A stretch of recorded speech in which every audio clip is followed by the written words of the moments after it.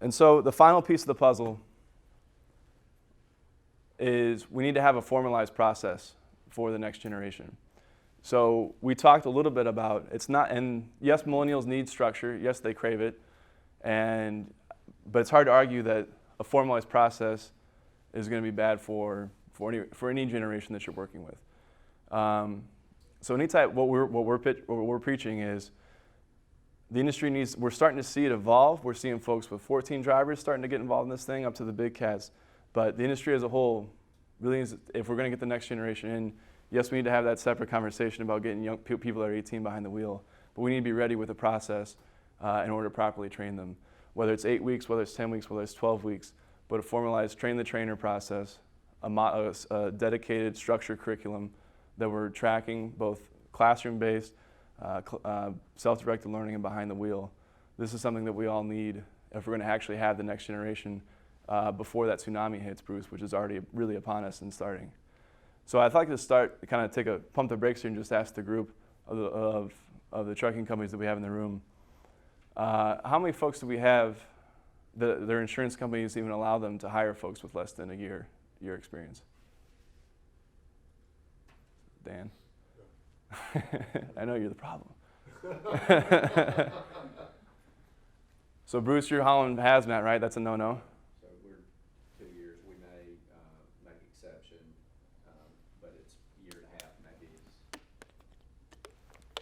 You're doing all owner operators, so it's more of a lease to purchase program. And if you're doing a lease to purchase program, We don't not lease to purchase. They bring their own truck. They're always bringing their own approach. Policy. We're a 45-year-old company, 46 years now.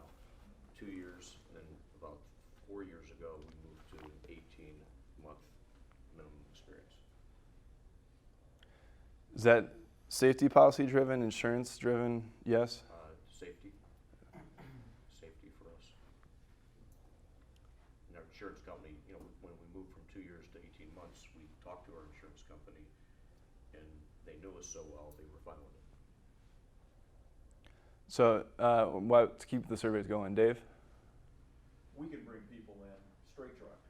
Yeah. We'll teach them the industry. I'm in the moving industry, so we'll teach them how to do furniture, put them in straight truck, but before they can upgrade to a Class A, they have to have 2 years in their straight truck. So is that your farm system that you're using? Kind of our farm system. That's where we have a young group. So we've been successful building these guys. So the only thing that I asked the question here, and what the hell? We got time. Aaron, I'm sorry, I don't know you. Who do you work for? I'm actually work for AMG Peterbilt. Got it. So you don't have any drivers? I have no drivers. All right. We need some drivers to fill those trucks, right? Actually, I do need a couple drivers. Fernando, what's going on in your world? 1 year within the last 3, Yeah. or 5 within the last 10. So the question I posed to the group, and I recognize there's limitations here, but if we all have to go somewhere to get 1 to 2 years experience, we already know the driver mills that we have to go to get there. Kind of our argument is if we can get our hands on them early, I'd rather have control over them than have them go to a driver mill for 3 months. We've been through some of those programs. We were trained by a person who had 6 months experience. So our argument is if we can get our hands on them early, we're going to teach them the right tools, not be dependent on someone else. Yes, you have increased risk, but it's it's the necessity is how we're viewing it. And so we just got someone like Dan to loosen up the, please. Okay. One of the things that we do work with some of our insurers with is a finishing school, as you're alluding to, and it has worked out well, but we have to discuss it, work with them, and approve it ahead of time. But for those that are using it, most of the time it works out. Other times it seems like they spend a lot of time and money training them and then they leave. But it can be an integral part, and we do accept that. What have you seen from those finishing schools that companies are doing that are successful? What are you seeing that they're doing well? One of the things that they're doing is that they're incorporating them and respecting them, talking to them, and treating them as an asset. Those are the ones that are staying and the ones that are working well. So good retention practices across the board, whether you're hiring people that are new or not, it really doesn't matter, right? Cool. Just out of curiosity, since you're in the room, have you seen has the insurance industry started to open up here over the last couple of years? Has it always been available to carriers and has been their decision? What's kind of been, everyone says we require 2 years. Where's that coming from? Well, I wouldn't say that we're really changing our standards or opening them up, but we do recognize it as one of the leading needs of the industry, and the shortage just keeps growing, so we are addressing it, and we've always, or at least in the recent years, at least the last 7 years, we've looked at finishing schools and worked with our insureds, but it's not an automatic by any means. It's a case-by-case basis. And you got to have the structure, the tracking, the train-the-trainer model behind it to prove that Correct. this is a system. We're not just relying on Larry. Right. Okay? The other thing that we find is a lot of times it's not a problem within that they can't find the drivers. Sometimes it's they can't keep their drivers, and it's something they're doing wrong, and they've got too big a turnover. And we try to work with them with that as well. You would start there before you would say, hey, you need to address this issue before you really can open up, Whether it's a retention problem or a recruiting problem. which makes sense. Yeah. If you have a retention problem before time, this isn't going to help at all. In fact, probably make it worse. So I bring this up, and Dan, thank you for hanging out. It's good to have a guy in the room in the business. So I bring this up from a holistic standpoint that if we're not doing this, this is something that's going to become a necessity sooner rather than later, just to plant the seed here. So just to recap, for your takeaways, think about your story, kind of aligning with what Kevin was talking about this morning. Think about what your story is. Think about your purple cow. What's that purpose that is going to drive someone to say, hey, this looks like a much better opportunity than what I'm looking for. The best, when we're most successful, and you guys know too, is we're looking for those passive candidates.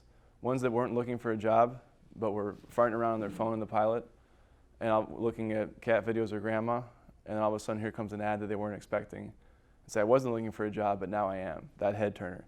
That's what a true purple cow looks like.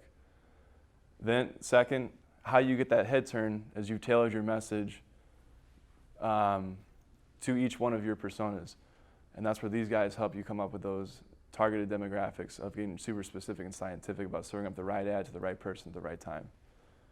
And then finally, if we really are going to change this dearth of drivers, get some young folks interested, we got to be ready with a structured process. And that's our plan on finishing school. So with that, you guys got any questions or any takeaways, any tools we can provide you? I'd like you to speak to retention a little bit, because this is recruiting, right? The purple cow, the head turn. Yeah. They join you. What does your firm do in the area of retention, anything specific? So the retention really has been across the board. It's been a custom service based on the client. So, and it comes into dissecting what's going on there, because there's a bunch of different reasons for that drive turnover. And so, but your point about it ties right back into recruiting. It's all the same thing, because if you have a high turnover rate, that's what your brand becomes known for, and the message gets out, whether it's through word of mouth, whether it's publicly on social media, whether on your reviews page.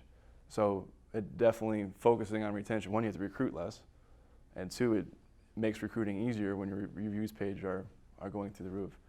So one example, just because he's in the room, I don't know if we can talk about it, Bruce, but These guys have put a package, 3 years now? Yeah. Going through methodical training, videos. I mean, it's been a very effective program on the retention side. so much like I showed that communication video with Bob this is Peterson from Melton, kind of a similar thing with Bruce. That's kind of that message from the president every week. It means a lot that, hey, we're really thinking about this. 3 years later, Bruce is still thinking about this. This is what the priority of the company is. And so it's not just, and then beyond that, here's what you can do about it. So specific tools of, here's the message of the week. Here's your action to take this week. Here's the surveys, the stay interviews to do. Things of that nature. Here's the check-in. Something our buddy at JRail that does a great job of implementing is a very detailed checklist, call list for the first 90 days on the job. So they've got a driver liaison team who they share the responsibility. So week 1, we're calling, asking these questions. Week 2, we're calling, asking these questions. Week 3 kind of tickles down. And then structured meetings with the driver manager on that expectation sheet, which I think expectations where it all starts. We recently implemented that structure. It's a SharePoint, it's workflow driven. Recruiting team in Columbus has to maintain contact for this period of time.